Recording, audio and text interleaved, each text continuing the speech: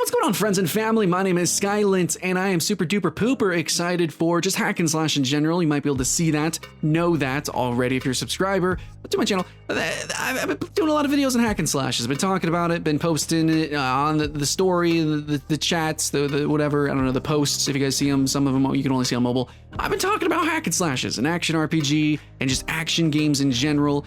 Some might evade the genre definition technically, like there's some JRPGs that have hack and slash elements or even spectacle fighter elements into them, blah blah blah. I don't know, guys. I'm just really getting into this right now. You guys should know that there's 5 games that I want to play come this next year. So you know, some of them we know a little bit more than others. I got some reasons why I want to play them. You can tell me your reasons why you do or don't. Or if I'm missing the games, you know, leave it in the comments below, because that's all I want to do. I want to find new games. I want to play them. I want to talk about them. I'm geeking out, okay? And hack and slash games, they're just good, nerdy, dirty fun, right? So let's do it. I got 5 of them. Let's jump in, keep the hype alive.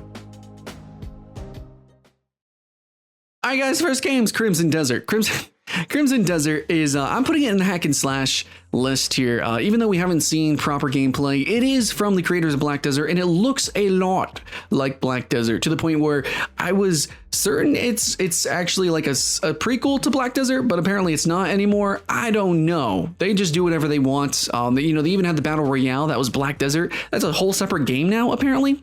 Whatever. So Crimson Desert, I guess, is one of those games. But what's really exciting about this is that it does have an MMO portion, but that's like a separate thing. It's also seemingly going to have a campaign mode.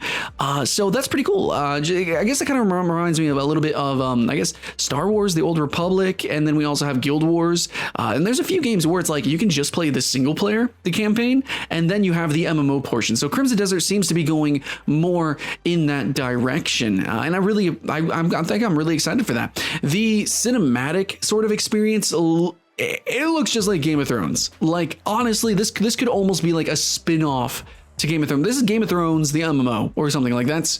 They're really heavily channeling the Game of Thrones TV show, specifically, if you watch the trailer. And that has me a little bit excited. I do want to have a more God of War sort of like hand-holdy experience that then kind of blossoms out and gives me the option to play as an MMO eventually. I don't know. There's a lot of games where, have you ever played an MMO and you're like, oh man, this would be cool if like it didn't have all these cheesy MMO things. You know, I could just, you know, just one and done it, play the campaign. Well, I think Crimson Desert is going to have that. Or it could be like a really bad MMO and then just like a half-assed campaign at the same time. Who knows? But it's a game that I'm excited to see where it does go. Okay, so next up we got the Magic the Gathering action RPG. And when I first did my video talking about this game, I was very reluctant to give it any sort of praise. I tried to say like, oh, you know, it doesn't look that bad for like a mobile game or something like that. But really, for the most part, I was just disappointed that it wasn't the MMO that was kind of promised. However, I actually really like the Clash Royale style mechanics. I think it could be a really fun gimmicky game, and for, you know, kind of like brain dead or, you know, don't think, just kind of play just that dopamine rush sort of grinder style experience. I think this should be really fun. It could be a really unique take on the looter genre, especially because it's not gonna have normal loot. So I guess if you like stuff kind of like the Dynasty Warriors series, except like in a Diablo skin, this could be that game. I don't know, it could be just really cool. Then again, it could be really, really bad. So I'm not going to put it up higher. I know it's going to be full of gimmicks, but at the same time, this genre kind of maybe lacks some gimmicks. A lot of stuff really is too derivative, and this game does not look that unique. But in terms of just jump in, play, it could be a hyper casual action RPG, and I think that's something that a lot of people actually really want. I think some people look at Diablo, which is already casual, or really Path of Exile and many others, and they just take too much of your soul, too much energy. Where this Magic the Gathering one, yeah, we can make fun of it for being like dumbed down and silly and stupid even with its random mechanics, but like, I don't know, that can also be kind of fun at the same time. You know, sometimes these games can just be fun. Not always, not all games need to be fun, but it's definitely a shade, a hue, a color that games can take. All right, halfway on the list, I have a game that I'm very worried about. I am totally unsure. I don't know too much about what's going on with this game, but it was supposed to release like a while ago. I think, every year for like the past 2 years, it's like, well, we're going to release this year or something. So I've done some ARPG lists, and there was a game called Scalebound and a few others. And people after I did the list 2 months later, they're like, oh, dang, diddly, that game got canceled. So I'm a little worried about this one, but Biomutant looks super cute.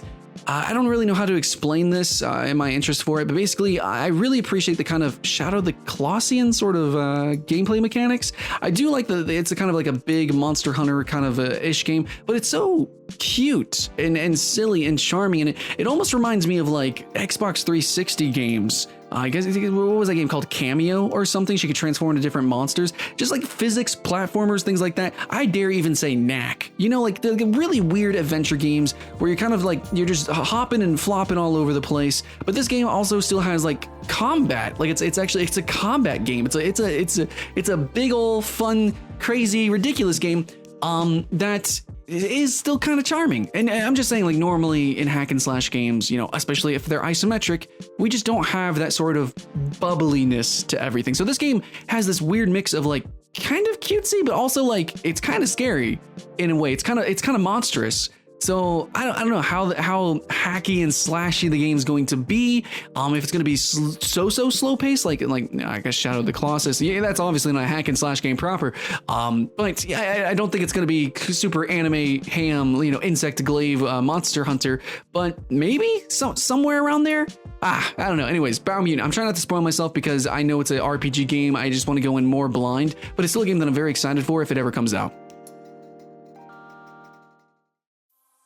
Okay, number 2, I'm putting Babylon's Fall. And at this point, it's arbitrary. It's like number 1, number 2, I don't know. But Babylon's Fall is kind of interesting. Partnership of Square Enix and Platinum, and that's immediately obvious. So the trailer starts out and you're like, oh, this is a Dark Souls clone. And then it keeps playing, and you're like, wait. So basically, it's Dark Souls, specifically really channeling Dark Souls 3 kind of vibe.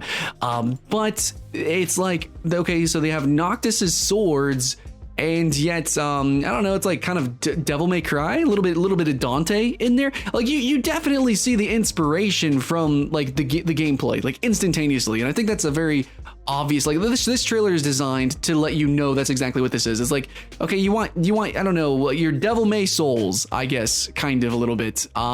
So I know we've had a little bit more action-packed or more action-y based Souls-like games somewhat recently. We've also had some slower-paced ones. We're seeing that genre expand more and more, this Souls-like inspiration. And I think this one's probably going to be one of the more better, one of the more fun, one of the more unique as well. I'm a little hesitant though, especially with the new Star Wars game, that we're going to just have this hyper funneled experience. We're not going to get like this full, like maybe RPG aspects, but in terms of hacking and slashing, it still seems like a really gorgeous visual. Also, I can't wait to co-op through this. It does look like it's going to be co-op, right? I think so. So we're going to see how the powers and everything work out, the progression of this game, but hopefully it's got a really fun cooperative experience. Especially if you have lots of different weapons you can kind of collect and move sets and things like that, and you can kind of play as a party in a certain way. I just want to hack and slash in a spectacle fighter kind of sense with a bunch of friends, because most of those games, they're overwhelmingly single player. So, it'd be kind of cool to mix that up. But either way, if not, I'm still going to play the game. Number 1 that I'm just running through this list, guys, that I'm excited for is going to be Godfall, which it's an upcoming list, and a lot of these games are coming out a really long time from now. But Godfall just kind of look a little worrying because it's Gearbox publishing, but it could be really fun. I know it's an online looter style game, so that's why it's like a little worrying that Gearbox is publishing it, because it's games as a service. But this is going to be a PlayStation 5 game, so best foot forward, maybe? I'm just really excited about the armor designs. I think the armor designs is pretty cool. I'm envisioning a kind of Soulsian style looter grinder sort of thing with really epic sort of like Greekian style abilities, like some maybe kind of Warframe-ish, like just really power fantasy it up, just be really ridiculous, go ham. I don't even care. We can go full ham like Asura's Wrath. That'd be fine too. But I'm just hoping for a really, really fun, maybe more melee-oriented kind of Warframey sort of experience on the PlayStation 5. Sort of like this spectacle ARPG, that'd be pretty great. So yeah, we just have a reveal trailer. That's pretty much it. But yeah, if we're fighting big-ass bosses with our friends, that's really all I can ask for.